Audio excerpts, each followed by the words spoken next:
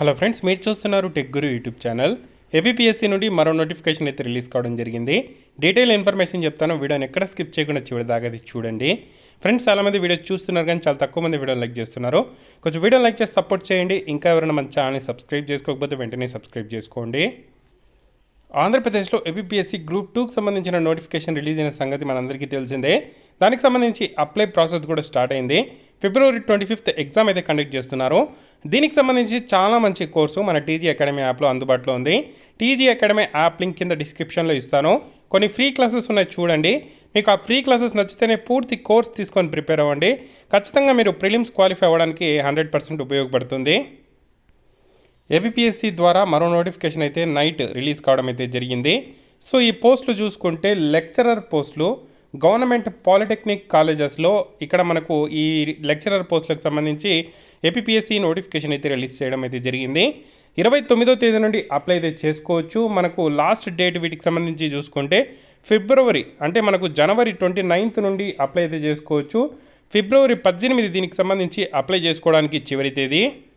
టోటల్గా మనకు 99 వ్యాకన్సీస్తో ఈ నోటిఫికేషన్ అయితే రిలీజ్ కావడం జరిగింది. వీటికి సంబంధించిన బేసిక్ పేనే 56,100 ఉంటుంది. 18 to 42 ఇయర్స్ అందరూ అప్లై అయితే చేసుకోవచ్చు. దీనికి సంబంధించిన రిటన్ ఎగ్జామినేషన్ అనేది ఏప్రిల్ ఆర్ మేలో కండక్ట్ చేస్తామని చెప్పి మనకు ఇక్కడ క్లియర్గా నోటిఫికేషన్లో మెన్షన్ అయితే చేయడం అయితే జరిగింది. ఏమేమి వ్యాకన్సీస్ ఉన్నాయి అనేది చూసుకుంటే, సో క్యారీ ఫార్వర్డ్ వ్యాకన్సీస్ ఇవన్నీ కూడా సో మనకు 99 వ్యాకన్సీస్ అయితే ఉండడం జరిగింది. లెక్చరర్ ఇన్ ఆర్కిటెక్చరల్ ఇంజనీరింగ్ సంబంధించి ఒక వ్యాకన్సీ ఉంది జోన్ 2లో. సో జోన్ వైజ్ పోస్టులు ఏ జోన్ అనేది చూసుకోండి. లెక్చరర్ ఇన్ ఆటోమొబైల్ ఇంజనీరింగ్ 8 ఉన్నాయి. బయోమెడికల్ ఇంజనీరింగ్ 2 ఉన్నాయి. కమర్షియల్ అండ్ కంప్యూటర్ ప్రాక్టీస్ సంబంధించి 12 ఉన్నాయి. వీటికి సంబంధించి సంబంధిత సబ్జెక్ట్లో బీటెక్ ఉంటే సరిపోతుంది, నేను చెప్తాను అది కూడా qualification. Ceramic technology 1, chemistry 8, civil engineering 15, computer engineering 8, electronics and communication engineering 10, electrical and electronics engineering 2. Next వచ్చి మనకు lecturer in English 4, government technology 1, geology 1, mathematics 4, mechanical engineering 6. Next వచ్చి మెటలర్జికల్ ఏదైతే engineering 1, mining 1, pharmacy 3, physics 4, textile టెక్నాలజీకి సంబంధించి 3 vacancies. టోటల్గా మనకు 99 vacancies ఉన్నాయి. అత్యధికంగా జోన్ 4లో మనకు 43 వ్యాకన్సీస్ని అయితే భర్తీ చేస్తున్నారు. సో దీనికి సంబంధించి ఎవరైతే ఎడ్యుకేషన్ క్వాలిఫికేషన్ కోసం ఇక్కడ చూడాలనుకుంటున్నారో దానికి సంబంధించి ఇక్కడ డీటెయిల్స్ ఇచ్చేశారు.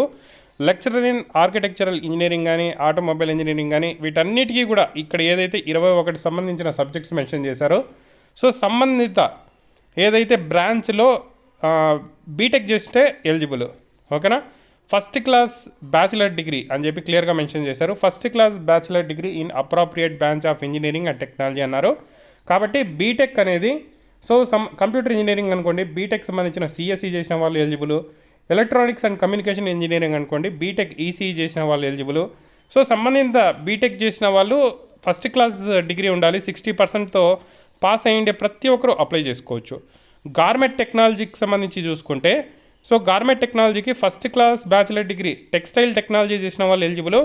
ఒకవేళ ఇది లేకపోతే first class master degree in home science with clothing and textile as subject చేసిన వాళ్ళు ఎలిజిబుల్.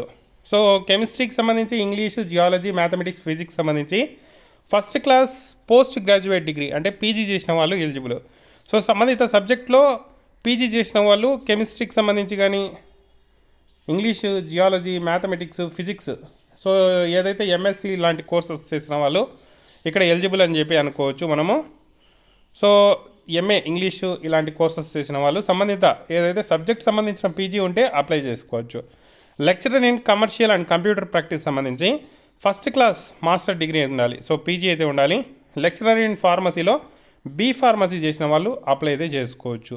సో ఇవన్నీ డిప్లొమా కాలేజెస్ ఏవైతే ఉంటాయో సో అక్కడ వ్యాకన్సీస్ని భర్తీ చేయడానికి రిలీజ్ చేయడం అయితే జరిగింది ఈ నోటిఫికేషన్స్. సో ఇక్కడ మనకు జోన్ వైజ్ డిస్ట్రిక్ట్స్ చూసుకుంటే శ్రీకాకుళము, విజయనగరం, విశాఖపట్నం జోన్ 1, జోన్ 2లో east Godavari, west Godavari, Krishna, zone 3 Guntur, Prakasam, Nellore, zone 4 Chittoor, Kadapa, Anantapur, Kurnool అయితే ఈ డిస్ట్రిక్ట్స్ అయితే ఆ జోన్ల వారీగా ఉండడం జరుగుతుంది. 18 to 42 age, BC EWS 5 years age relaxation, SC ST physically handicap 10 years age relaxation అయితే ఉంటుంది.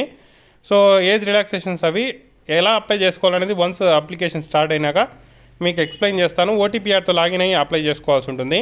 250 రూపీస్ ఫీజు ఉంటుంది. SC, ST, BC, physically handicap, ex service మెన్కి. సో ప్రాసెసింగ్ ఫీజు 120 రూపీస్ అయితే ఎగ్జామ్టెడ్. సో అందరూ 250 రూపీస్ అయితే పే చేయాల్సి ఉంటుంది.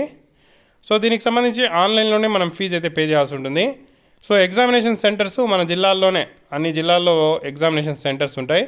So దీనికి సంబంధించి బ్రేకప్ వ్యాకన్సీస్, సో ఎక్కడ మనకు వ్యాకన్సీస్ ఉన్నాయి అవన్నీ కూడా మనకు ఇక్కడ నోటిఫికేషన్లో మెన్షన్ చేశారు. సబ్జెక్టుల వారీగా ఏ సబ్జెక్టు ఏ జోన్లో మనకు ఎక్కడ ఖాళీ ఉంది, ఏ క్యాస్ట్లో ఖాళీ ఉంది అనేది కూడా క్లారిటీగా ఇవ్వడం అయితే జరిగింది.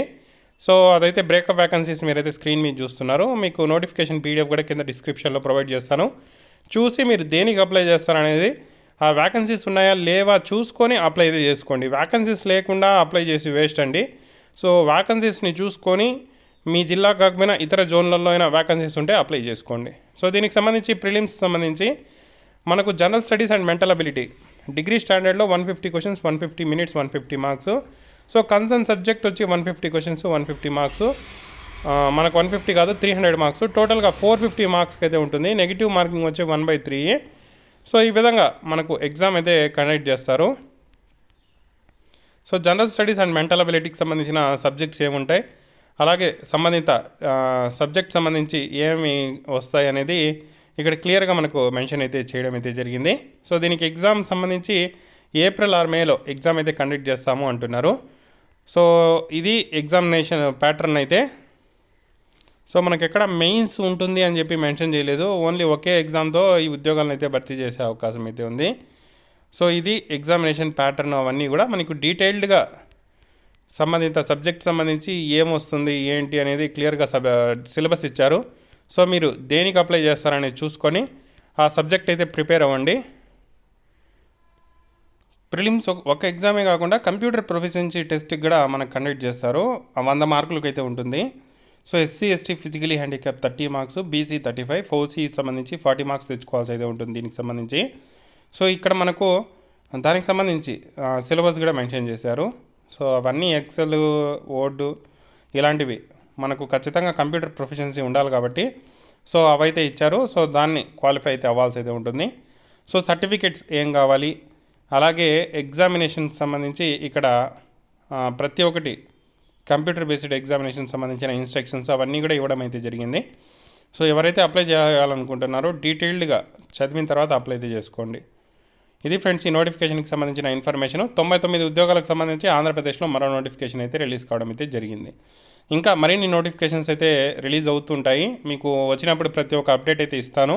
రెగ్యులర్గా ఫాలో అవ్వండి. తప్పకుండా వీడియోని అయితే లైక్ చేసి షేర్ చేయండి. Thank you for watching.